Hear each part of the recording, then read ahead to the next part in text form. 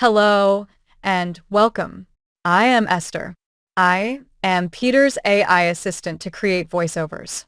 I will simply read Peter's blog posts so that you have a choice of reading the blog post or listening to my voice. Hello and welcome, gentlemen. In this blog post, I am going to talk a little about the failure rates of what can loosely be called data projects.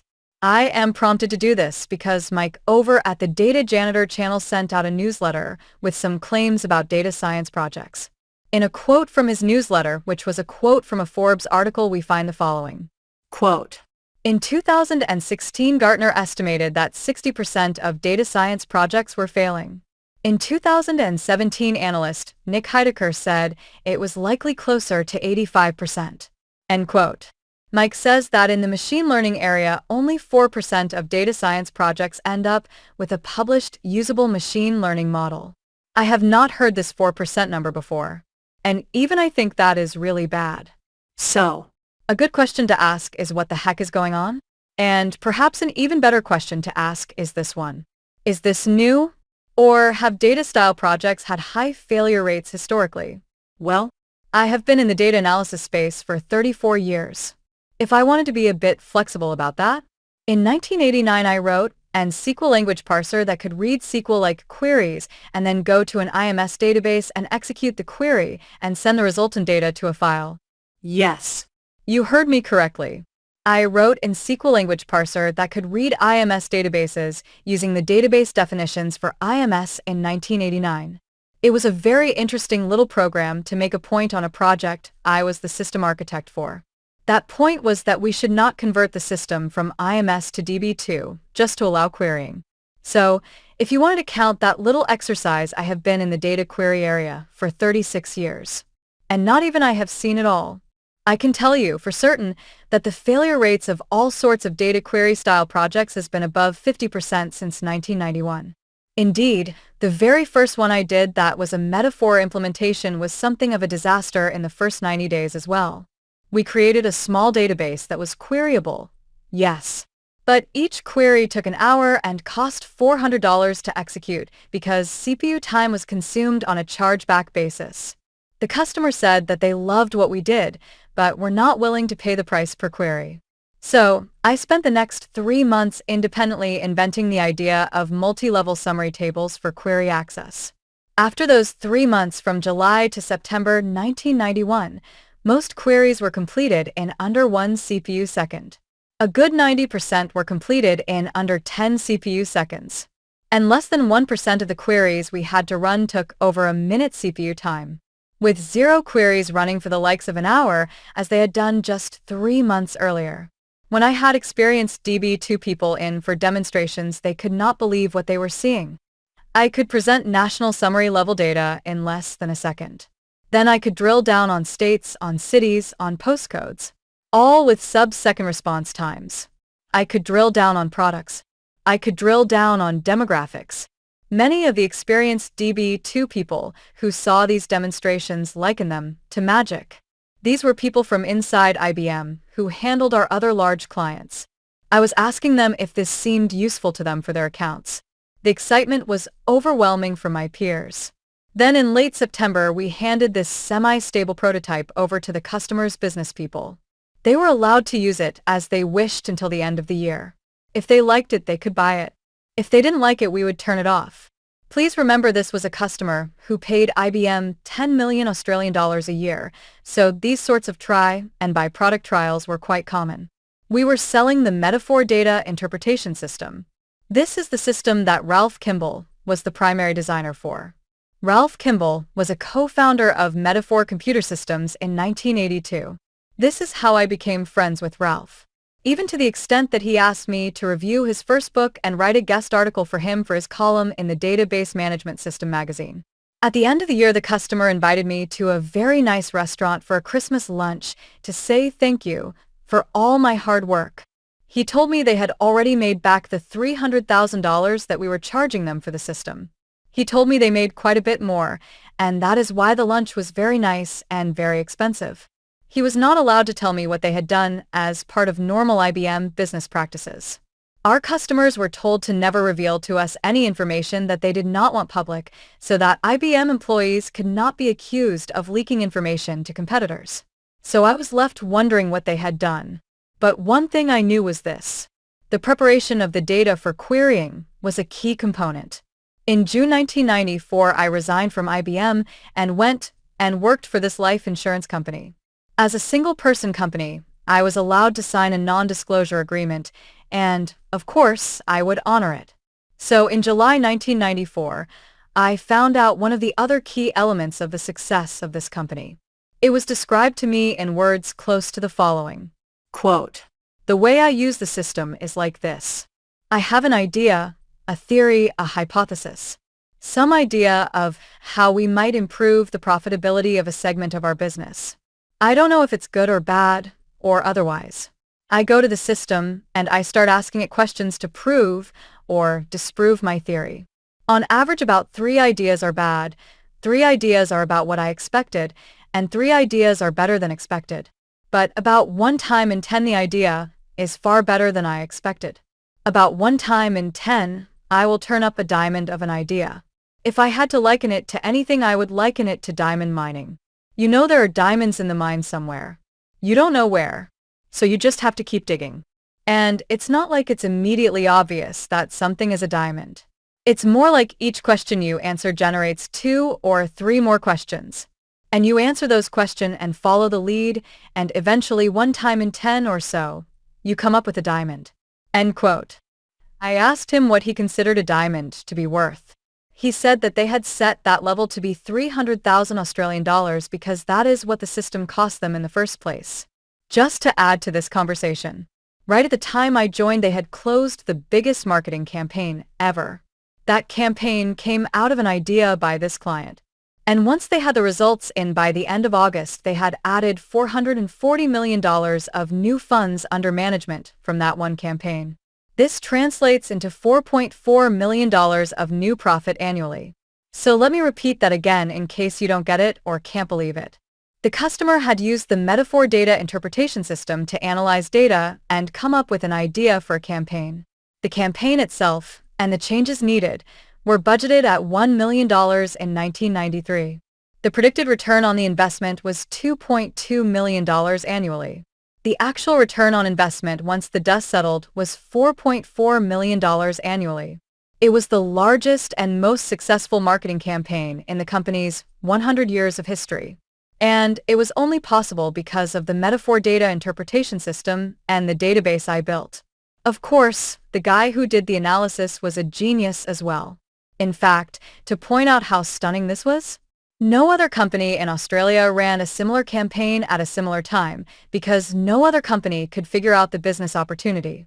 The second half of the $4.4 million in profit came from funds we got from other companies that we didn't even know about.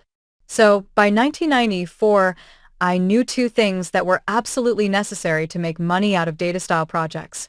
I held the theory that it would be very hard to impossible to make money out of data projects without these 2 things. 1. The data had to be in a multi-level style data structure, so that drill down from very high levels of summarized information down to detailed levels of information was fast and not excessively expensive. Remember, this is 1994 we are talking about, long before the days of columnar databases. Even so, multi-level data storage encourages more questions to be asked because the cost of asking a question is only a few cents. There is no large bill that you get for asking lots of questions. A lot of people comment about the large bills they get from cloud database vendors that were unexpected. A lot of people comment on how you might want to limit the length of query and not just let anyone ask any questions they like on cloud computers. If you look back to 1994, we were encouraging business users to ask any and all questions they wanted to ask, and the cost was pennies per question. The same applies today. The difference in cost of query between data that is highly summarized and then stored versus summarized on execution is still significant. It depends on a lot of things, but it is still significant. 2. And this is more controversial today. If you want your data project to make your company more profit, then the people who should have access to the data and who should be analyzing it are the 5 smartest business people in your business, not your IT people. Now I know that is really controversial because IT people like to think that they are as smart as business people, and maybe they are. What business people have that IT people do not have is this. They understand the business. IT people on a very fundamental level have very little idea of how a multi-billion-dollar business really works. IT people find that highly insulting and highly controversial. It just happens to be true. Ever since I saw this campaign that brought in $440 million of new funds under management into the Mutual Life Company of Australia in 1994, and it was explained to me what was done to make that come about, I have been a believer in the idea that data is prepared by the IT people for query by the business people. I have promoted that division of labor ever since, and almost no company has ever taken my advice on that one. In many of my projects, I ended up being the man who performed the role of the business person. And often I ended up doing it with SQL and Excel because the customer bought business objects because it looked pretty. I can't remember the number of customers where they have bought business objects to create pretty reports, and I did the actual, real, valuable data analysis in SQL and Excel. Those of you who know me know that I like to present examples where I can. So here is a really good example I can talk about. I did a project for the richest man in Australia in 2000. They published magazines and had 37% of the magazine market in Australia. Their share had been falling like a stone for 5 years, and the company was expected to fail over the coming years. We were the fourth team to be given the job of building a data warehouse and trying to save the company. We had lost all 3 prior proposals to cheaper solutions. Those cheaper solutions had proven very expensive in lost revenues and lost profits. I designed and built the data warehouse. To cut the story short, the chief information officer was going to hire one of the university professors to come in and run all sorts of complex statistical analysis to see what he could find. The man I left in charge ran the analysis that one of their senior managers had asked for. This required nothing more complicated than junior high math. What they wanted to test was to change the forecasting algorithms for how many magazines to deliver to each of the 7,000 outlets from being based on all magazine sales to being based on a manual selection of magazine sales. In our very first meeting to talk about this business, this lady asked me if I understood the magazine business. I said that I never read their magazines, but my wife did. So I openly invited her to please treat me like a complete idiot who knows nothing about your business, and everyone laughed at me. She explained that they segment Australian women into many different groups, and each week the magazine's content, and therefore paid advertising, changes to be more appropriate to the segment of women chosen for that week. They did issues for older women who were monarchists. They did issues for younger women who were stay-at-home mums with babies. They did issues for younger women who were professional women with no children. They did issues for Chinese women, for Greek women, for Italian women. The lady said that they do not sell the same magazine each week. They sell a different magazine each week to a different target audience, and this was their formula for maintaining interest. She literally said in the very first meeting, "We have long had the theory that because women from the different segments buy their magazines from different outlets, we should forecast sales based on similar magazine sales. But you see, our computer system cannot do this. So we must do our forecasts based on total sales of all magazines, not by comparison to a manual selection of magazines that are similar in content to the magazine we are selling this week." She said this in our very first meeting. Me, having no clue if this was important or not, nodded and said that sounded interesting. We took notes to test that case when we had the data warehouse built in 3 months' time or so. It turned out that the lady was spot on. It turned out that if we selected similar prior editions on which to base sales forecasts to calculate the shipping quantities of magazines to the 7,000 outlets, that we got much better results. And when I say much better, I mean we increased market share from 37% to 42% in 2 years and doubled the profit of the company. The richest man in Australia then mandated all his companies have a similar data warehouse and bought 3 copies of my ETL software to do it. And that was very nice of him. But the point of the story is this. The chief information officer was planning on getting one of the top mathematics professors in the country to come in and see what he could find. And we used junior school level math and doubled the profit of the company. I have a feeling that a lot of so-called machine learning and data science that is being conducted at the level of advanced mathematics degrees or even PhD level. when what is needed is a good understanding of the business and junior high school level mathematics. I can say, without a word of a lie, that in my entire 34 years, I have used first-year university-level mathematics in only one forecasting algorithm for a retailer. In my experience, it has not been the high-level mathematics that makes the difference. It has been understanding the business and how it works that makes the difference. Now, before all the actuaries shriek at me, yes.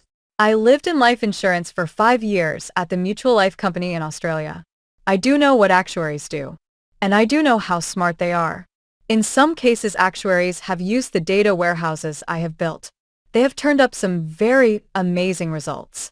There was one time an actuary in a bank came to me and she told me that my data in my data warehouse must be wrong. This was because the data warehouse said they were operating below the legal level of fluidity, meaning they had too little reserves covering their loans and that they were below the legal level in Australia. She said this could not possibly be true because they had a reporting system that showed the liquidity levels among many other things and that showed they were well above the legal limit. You guessed it. When we went through and confirmed her calculations, the bank was, indeed, operating below the legislated lower limit for liquidity ratios. The reporting system was shut down and the project manager was fired. Better to have no data at all than to have bad data. In that case, the issue with operating below the legislated liquidity ratio was only found because one of the smartest business people in the company was given direct access to the underlying data warehouse. If you ask me, as an IT person, would I care to calculate the liquidity ratio for a bank across its portfolio of products? I would not know where to start. But an actuary not only knows where to start. An actuary can actually do that without any help from an IT person. They just need access to the data and the right tools to do it with. And I can assure you the right tool is not Excel or Power BI. From Mike's newsletter, I would like to quote the following section. Quote, "Data in the real world isn't data in academia. It's not pre-cleansed or fabricated for toy modeling problems. It's a horrific mess. It's stored at 100 places all over sundry drives. It's stored in relational databases from different vendors on disparate systems. Worse still, a lot of it was stored in Excel spreadsheets or inside this horrible product from Microsoft called Access. I thought to myself, I suck at cleaning and massaging data, and I've been doing it for a decade. How the hell is someone who has never worked with it going to manage? I didn't know at the time, but this would be one of the core reasons for the role's collapse." End quote. Mike has gotten this just about right. Data in billion-dollar companies is very messy and very complex. There is a lot of missing data. There is a lot of bad data. There are many operational systems. They were all built by different people at different times. None of the developers talk to each other. In a billion-dollar-plus company, the proper development of the data model and ETL system is difficult. That is the technology area I have lived in for most of the last 34 years. The idea that you can give an academic or technical person access to raw data from a wide array of systems in even a modestly sized company and get the right answers out of any data analysis is something of a joke.